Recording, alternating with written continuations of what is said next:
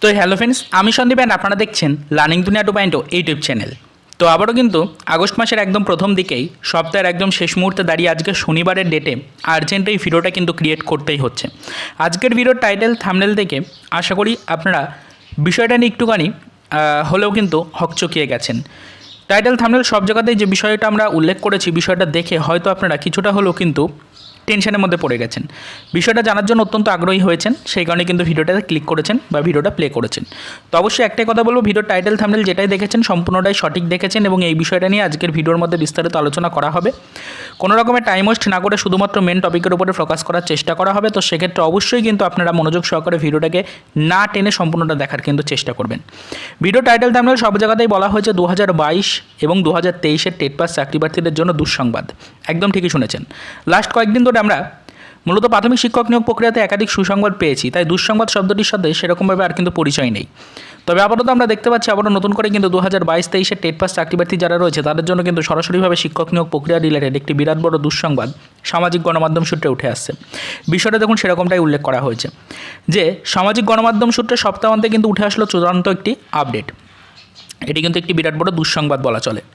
দেখুন বলা হয়েছে যে আপাতত কিন্তু আমরা যে বিষয়টা নিয়ে আলোচনা করছিলাম, রাজ্যে শিক্ষক নিয়োগের ব্যাপারটি নিয়ে কিন্তু একাধিক সুসংবাদ লাস্ট কয়েকদিন ধরে পেয়েছি বিভিন্ন দপ্তর থেকে। তবে এবার কিন্তু সেখানে কিছুটা পরিবর্তন নজরে আসছে। নতুন নিয়োগ না শুরু করে এবার কিন্তু শিক্ষক ট্রান্সফার করতে শুরু করলো রাজ্য, এরকমই কিছু মন্তব্য সরাসরি সামাজিক গণমাধ্যমের হাত ধরে উঠে আসছে। বিষয়টা আপনাদেরকে পরিষ্কার করে বলে দিই, দেখুন যে সামাজিক গণমাধ্যম সূত্রে যে আপডেটটা আসছে সেখানে বলা হচ্ছে যে 2022-23-এর টেট পাস চাকরি প্রার্থীরা যেখানে অধীর আগ্রহে ওয়েট করে রয়েছে ইন্টারভিউয়ের নোটিফিকেশন পাবে বলে, এবং সরাসরিভাবে রাজ্যের শিক্ষা দপ্তর থেকেও সেই বিষয়ের উপরে কিছু কনফার্মেশন পাওয়া গেছে এবং আশা করা হচ্ছে যে 2025 শিক্ষাবর্ষের পূর্বেই চাকরি প্রার্থীদেরকে ইন্টারভিউ নোটিফিকেশন প্রোভাইড করা হবে এবং চাকরি প্রার্থীদেরকে 2025 শিক্ষাবর্ষেই স্কুলে পাঠিয়ে দেওয়া হবে। এরকম কিন্তু যে চিন্তাধারাটা করা হয়েছে চাকরি প্রার্থীদের পক্ষ থেকে, তো সেটা কিন্তু ফ্রেন্ডস এবার ভুল প্রমাণিত হতে চলেছে বলে সামাজিক গণমাধ্যমের মতামত।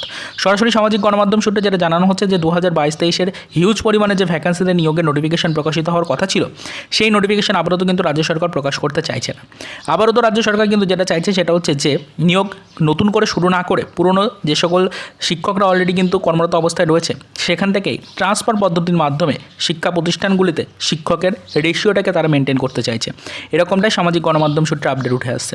এখনও পর্যন্ত সরাসরিভাবে অফিসিয়াল মাধ্যম থেকে এই বিষয়ের উপরে কিছু কনফার্মেশন না পেলেও সামাজিক গণমাধ্যম সূত্রে যে আপডেটটা পাচ্ছি সেটা হচ্ছে যে আপনারা কিন্তু জানেন যে রাজ্যে পর্যাপ্ত শিক্ষক এবং ছাত্রের কিন্তু রেশিও মেনটেন করা সম্ভব হচ্ছে না কোনো শিক্ষা প্রতিষ্ঠানেই, মেনলি কিন্তু প্রাথমিক শিক্ষক নিয়োগ প্রক্রিয়ার ক্ষেত্রে। এটা কিন্তু সম্পূর্ণরূপে মেনে নিতে বাধ্য হয়েছে রাজ্যের শিক্ষা দপ্তর, শিক্ষামন্ত্রী থেকে শুরু করে সকলেই। তো ইতিমধ্যে কিন্তু ফ্রেন্ডস আমরা যে খবরটা পাচ্ছি সেটা হচ্ছে যে রাজ্যের শিক্ষা প্রতিষ্ঠানগুলি থেকে প্রয়োজনীয় যে রেশিওর তালিকা রয়েছে সেই রেশিওর তালিকা কিন্তু অলরেডি চেয়ে পাঠানো হয়েছিল ইতিপূর্বে ডিপিএসসি ওয়াইজ। সেই তালিকা অনুযায়ী কিন্তু আপাতত যে সিদ্ধান্তটা নেওয়া হচ্ছে রাজ্য সরকারের পক্ষ থেকে সেটা হচ্ছে যে নতুন করে নিয়োগের নোটিফিকেশন আপাতত তারা প্রকাশ করতে পারছে না। তো সেই কারণেই কিন্তু যেহেতু রাজ্যের শিক্ষা ব্যবস্থা সম্পূর্ণরূপে ভেঙে পড়ার পরিস্থিতিতে পৌঁছে গেছে, তাই সেক্ষেত্রে কিন্তু যাতে কোনো শিক্ষা প্রতিষ্ঠানে পর্যাপ্ত শিক্ষক না থাকার কারণে শিক্ষা প্রতিষ্ঠানগুলি সম্পূর্ণ বন্ধ না হয়ে যায়, সেই কারণে কিন্তু কিছু কিছু শিক্ষা প্রতিষ্ঠান এমন রয়েছে যেখানে কিন্তু শিক্ষক এবং ছাত্রের রেশিওটা ঠিকঠাক মেনটেন করা যাচ্ছে, আবার কিছু কিছু জায়গায় রয়েছে ঠিকঠাক মেনটেন করা সম্ভব হচ্ছে না। কিছু কিছু জায়গায় শিক্ষকের অভাব রয়েছে, কিছু কিছু জায়গায় অতিরিক্ত কিছু শিক্ষকও কিন্তু আছে। তো সেক্ষেত্রে রাজ্যের পক্ষ থেকে নাকি সিদ্ধান্ত নেওয়া হয়েছে যে সকল শিক্ষা প্রতিষ্ঠানগুলিতে শিক্ষকের পরিমাণটা কিছুটা বেশি, অর্থাৎ পর্যাপ্ত রেশিওর তুলনায় কিছুটা বেশি পরিমাণে কিন্তু শিক্ষক উপস্থিত রয়েছেন শিক্ষা প্রতিষ্ঠানগুলিতে, তো সেখান থেকে কিছু পরিমাণ শিক্ষককে কিন্তু ট্রান্সফার পদ্ধতির মাধ্যমে আদার্স শিক্ষা প্রতিষ্ঠানগুলিতে ট্রান্সফার করা হবে।